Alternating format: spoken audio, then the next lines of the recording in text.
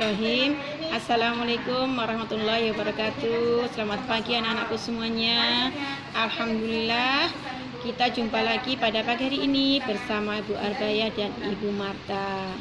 Semoga pada pagi hari ini kalian sehat-sehat semuanya dan dapat mengikuti pembelajaran dengan baik. Baik anak-anakku semuanya, materi pembelajaran kita pada pagi hari ini adalah permintaan, penawaran, dan harga keseimbangan. Tujuan pembelajaran pada pagi hari ini adalah siswa diharapkan dapat memahami konsep permintaan, penawaran, dan harga keseimbangan. Untuk lebih jelasnya, kalian simak materi berikut ini ya. Anak-anak, pada pertemuan kali ini kita akan membahas materi permintaan, penawaran, dan harga keseimbangan. Setelah pembahasan materi ini, diharapkan kalian dapat memahami konsep permintaan, penawaran, dan harga keseimbangan. Manusia dikenal sebagai makhluk ekonomi atau Homo economicus. Artinya, manusia selalu berusaha untuk memenuhi kebutuhan hidupnya serta mempertahankan kehidupannya. Salah satu caranya adalah dengan melakukan transaksi jual-beli. Dalam proses jual-beli, kita akan dihadapkan pada suatu konsep permintaan, penawaran, dan harga keseimbangan, di mana kesemuanya itu akan saling mempengaruhi satu sama lain. Untuk lebih memahami tentang kesemua hal itu, mari ikuti penjelasan berikut ini. Pernahkah kamu mengamati fenomena menarik berkaitan dengan harga sembako menjelang hari raya? Ya, ketika menjelang hari raya, harga-harga sembako melonjak tinggi. Tahukah kamu mengapa bisa terjadi demikian?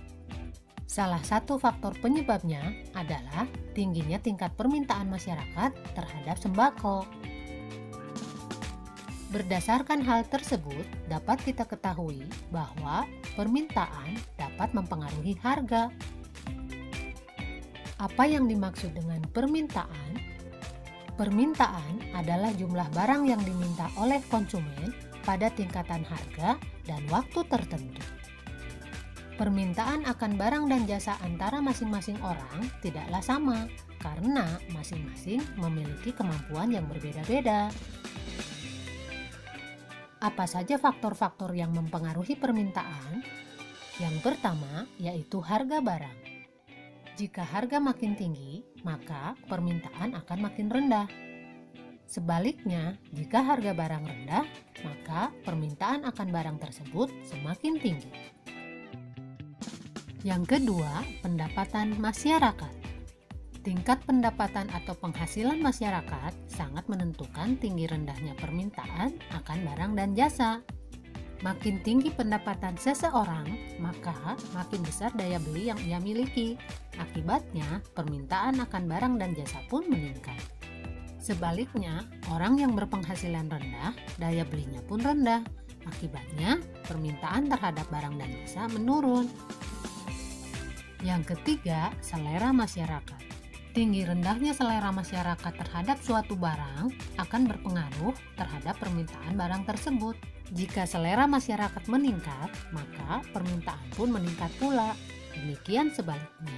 Selera masyarakat sering disebut sebagai mode. Selanjutnya, ada kualitas barang. Pada umumnya, orang menghendaki barang yang berkualitas baik. Semakin tinggi kualitas suatu barang, maka permintaan orang untuk dapat memiliki barang tersebut semakin besar. Yang kelima, harga barang lain yang berkaitan. Ada kalanya barang tertentu memerlukan barang lain sebagai pelengkap dan pengganti atau substitusi.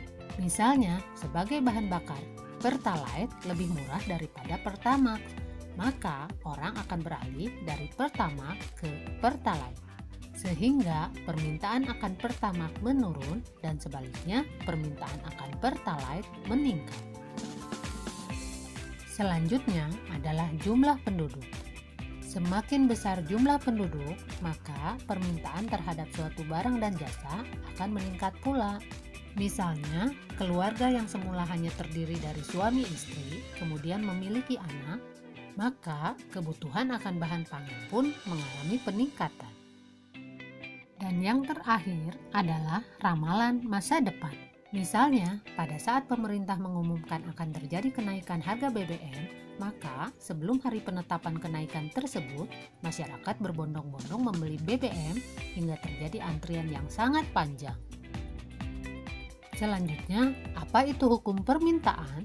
Hukum permintaan menerangkan sifat hubungan permintaan barang dan jasa dengan harganya. Hukum permintaan menerangkan bahwa makin rendah harga suatu barang, maka makin banyak jumlah barang yang diminta. Dan sebaliknya, makin tinggi harga barang, maka jumlah barang yang diminta makin berkurang. Kurva permintaan. Hubungan antara harga barang dengan jumlah barang yang diminta pada waktu dan tempat tertentu dapat dilukiskan dalam bentuk grafik yang disebut sebagai kurva permintaan. Pada umumnya, kurva permintaan bergerak turun dari kiri atas ke kanan bawah.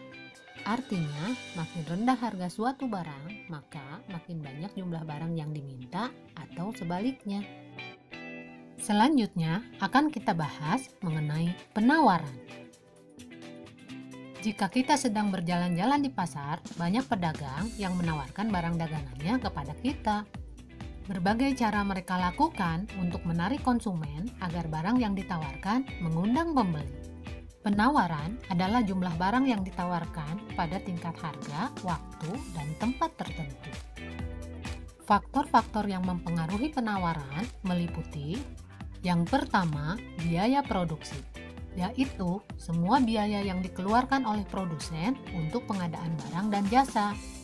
Besar kecilnya biaya produksi berpengaruh terhadap banyak sedikitnya barang dan jasa yang ditawarkan.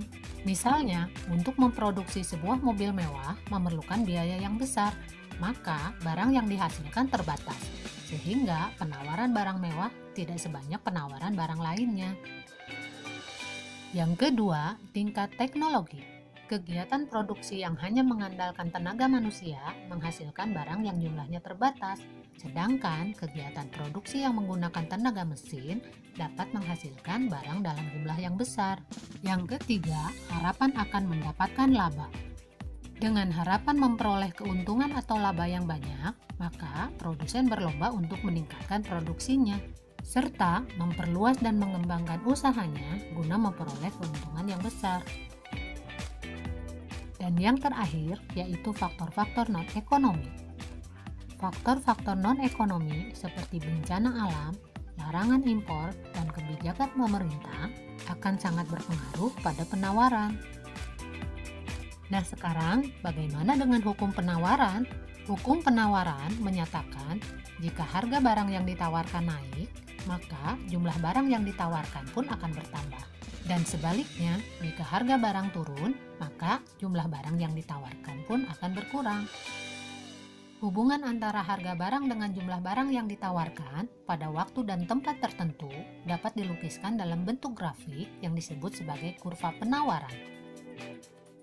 Pada umumnya, kurva penawaran bergerak naik dari kiri bawah ke kanan atas. Kondisi tersebut menandakan bahwa makin tinggi harga suatu barang, maka makin banyak jumlah barang yang ditawarkan.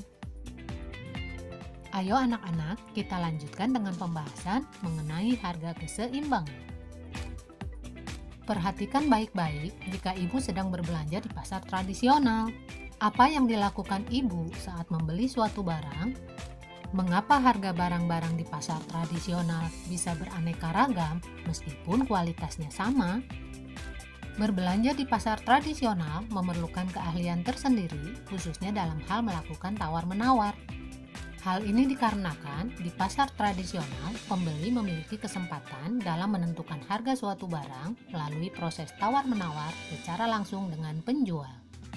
Dari proses tawar-menawar tersebut, nampak adanya kesepakatan di mana pembeli berusaha meningkatkan harga tawaran dan penjual berusaha menurunkan harga dari tawaran semula, sehingga akhirnya ditemukan titik temu harga tertentu sebagai hasil kesepakatan penjual dan pembeli. Harga yang disepakati itulah yang disebut sebagai harga keseimbangan. Jadi, pengertian harga keseimbangan adalah harga kesepakatan antara penjual dan pembeli yang tercipta melalui proses tawar-menawar. Nah, anak-anak, itulah pembahasan materi mengenai permintaan, penawaran, dan harga keseimbangan. Semoga kalian dapat memahaminya ya. Sampai bertemu lagi pada pertemuan selanjutnya. Wassalamualaikum warahmatullahi wabarakatuh.